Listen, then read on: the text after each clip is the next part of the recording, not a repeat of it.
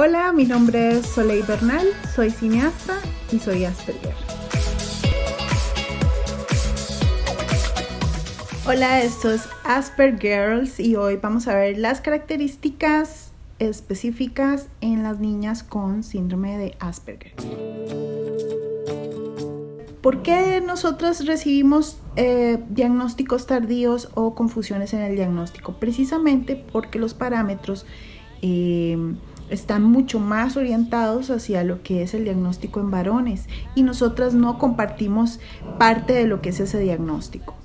Para evaluar una niña, normalmente los especialistas pues hacen trabajo de observación, ¿verdad?, del comportamiento social. Entonces, ¿cuándo es que nos descartan? Porque somos mucho más sociales que los hombres. Entonces dicen, esta niña sí se relaciona con las personas, sí habla normal, se comporta normal, entonces no tiene autismo, no tiene nada.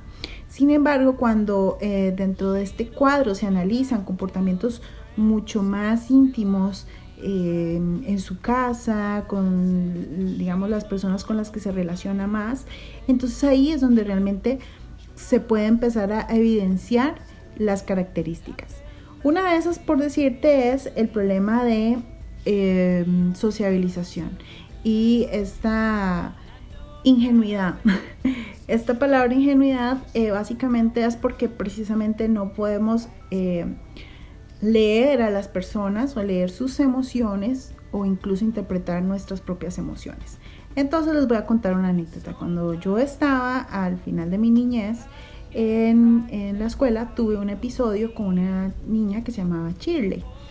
Esta niña Shirley, yo pues igual que todas las niñas las consideraba pues mis amigas o por lo menos mis compañeras. Y un día en clase ella explota y me trata horrible y me grita delante de todo el mundo y me dice, ¿por qué insistís en hablarme? Yo te odio.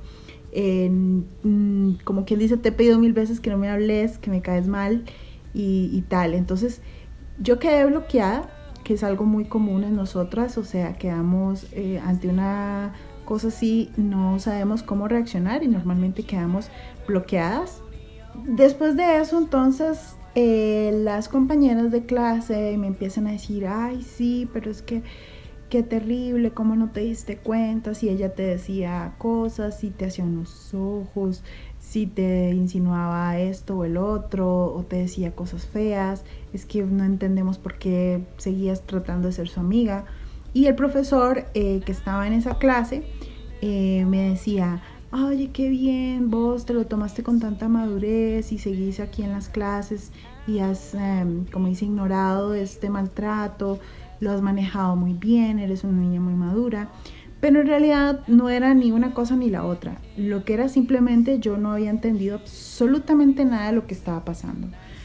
Me hablaban de que me miraba de una forma, yo, qué ojos eran los que me hacía, qué palabras eran las que me decía, qué insinuaciones eran las que me hacía. Nunca me llegó el mail, nunca me enteré. Entonces, para mí fue muy difícil procesar lo que yo sentía con respecto a lo que la niña había hecho y entender lo que ella había hecho. Entonces, creo que eso es algo muy característico, que es como esta ingenuidad, esta falta de leer estas cosas de los demás, que te va a acompañar el resto de la vida. O sea, ahí hasta la adultez vas a encontrarte con estas dificultades en leer a las personas correctamente, a menos de que les pongas muchísima atención.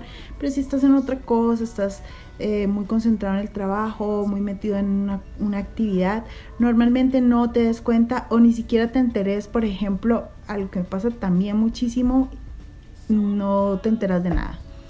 El chisme del día, el fulano que salió con mengana, el fulano que estaba haciendo aquí o allá, y vos, es como si el mundo alrededor te pasara como por el lado y no te das ni cuenta. Entonces, este tipo de comportamientos o experiencias son importantes en la evaluación de una niña, porque ella va a tratar de imitar los comportamientos sociales. Eso es algo también que se destaca mucho, porque vamos a empezar a imitar los comportamientos de las compañeritas para sonreír y jugar y todo, pero cómo son ese tipo de relaciones con las demás niñas o niños o en la casa, ahí es donde realmente se va a poder ver o mostrar un poco más el diagnóstico. En lo que es el rendimiento escolar, puede ser una niña con un rendimiento normal o puede presentar algunas dificultades, también puede tener notas altas, así que esa parte no es como determinante para la evaluación. Sin embargo, sí lo que son los focos de interés hacia una área específica. Puede ser ciencias o matemáticas o español, las letras. Ahí se empieza a notar si la niña de repente tiene así como una fijación hacia un área específica que le obsesiona, que le gusta, y como que es muy unitema, ¿no? O sea, que cuando habla solo habla de eso y nada más de eso. Y digamos, en mi caso, yo ya desde una edad muy temprana ya había un gusto por las artes, el histrionismo, la actuación, la lectura, las letras, escribir, crear, pintar, cosas así. O sea, realmente era como mi foco. Incluso se volvió parte de mi herramienta para sociabilizar, el hacer empatía con la gente, pues obviamente de manera inconsciente, al saber que yo tenía como ciertas habilidades histriónicas, entonces poder usar estas habilidades para hacer empatía con la gente. De hecho hay una pregunta, ¿no? ¿Cómo es una niña Asperger? ¿Es una niña introvertida o extrovertida? Y ahí les quiero contar que en realidad les existen de las dos o ambas al mismo tiempo. Es algo muy curioso porque como no hay una buena regulación, puede ser o muy introvertida, una niña que no habla, que se tiene características del niño Asperger varón, de no hacer mucho contacto visual, de encerrarse muy en sí misma, o puede ser extremadamente extrovertida, pero un extrovertido exagerado, o sea, un poco más de la cuenta. También se puede dar hiperactividad. De hecho es un diagnóstico muy común en niñas Asperger, que se les diga que son hiperactivas. En mi caso, pues averiguando con una de mis tías, que le mando un besito, ella me decía, uy, eras increíblemente hiperactiva, eres una niña inquieta, no había cómo cansarte, brincabas, gritabas, eras demasiado alocada. También eso es común, igual que la hiperlexia. La hiperlexia es ser niñas como con un vocabulario bastante desarrollado, son buenas oradoras, hablan con muchísima elocuencia, pero ahí igual un tema es tener un vocabulario muy amplio y otra muy diferente es saber comunicarse o hacer un manejo adecuado de las situaciones sociales.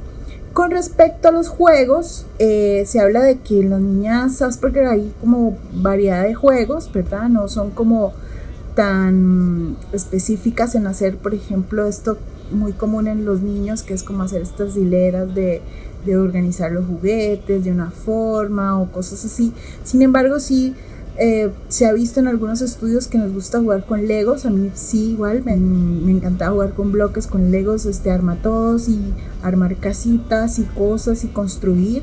También se puede verla en juegos con otras niñas o niños, o sea, no es una niña que no sepa jugar con los demás. Lo que pasa es que en la observación de cómo es ese juego, ahí sí hay diferencias, porque te das cuenta que puede darse que ella quiera controlar la situación para sentirse segura, entonces ella pone las reglas y reglas complicadas, muy adaptadas a lo que ella necesita.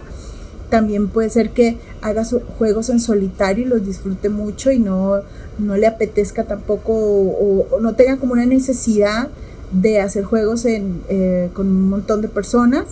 Y también puede ser una niña muy, no es egoísta como con sus juguetes, y eso va un poco ligado a esta inocencia, ¿verdad?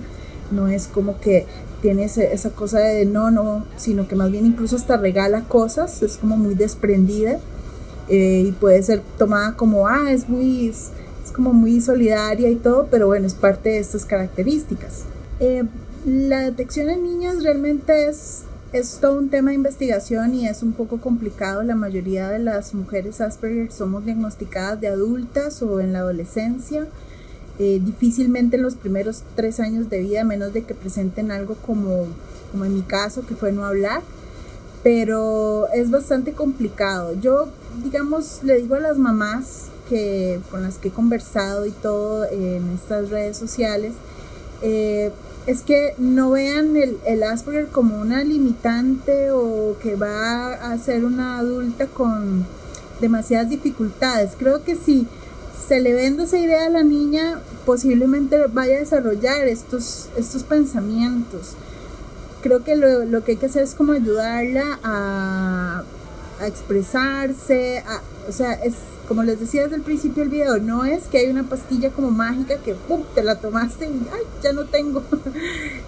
Pero sí, efectivamente, creo que con la madurez, con los pasos como el paso de los años, pues sí vas logrando mejorar tu comunicación, sí vas entendiendo mejor los códigos sociales, tal vez sí vas a tener momentos y dificultades que en algunas ocasiones puede ser un poco triste y desafortunado, pero sin embargo creo que no es como un impedimento para que una niña con Asperger se desarrolle como mamá, como profesional, y que ese foco de interés, que es lo que le gusta, lo que sueña, que lo desarrolles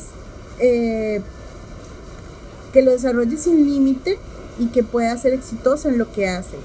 Y pues todo lo que son los diagnósticos asociados, como todo esto del tema del trastorno de déficit atencional o la hiperactividad, o más adelante si se presentan los cuadros de ansiedad, el trastorno bipolar, la depresión, pues que todo esto se maneje, ¿verdad? Por decirte, uno desarrolla ciertos tics para compensar un poco el estrés social que maneja. Entonces yo tenía un tic con mi ojo y todavía lo tengo, y es algo que pues ya descubrí obviamente después de mi diagnóstico, que es algo como autocalmante para poder bajar un poco el estrés de lo que significa relacionarse con las personas. Y bueno, nos vemos en el próximo video. Vamos a ver todo lo que es el Asperger en adolescentes y en mujeres adultas. Nos vemos en el próximo video.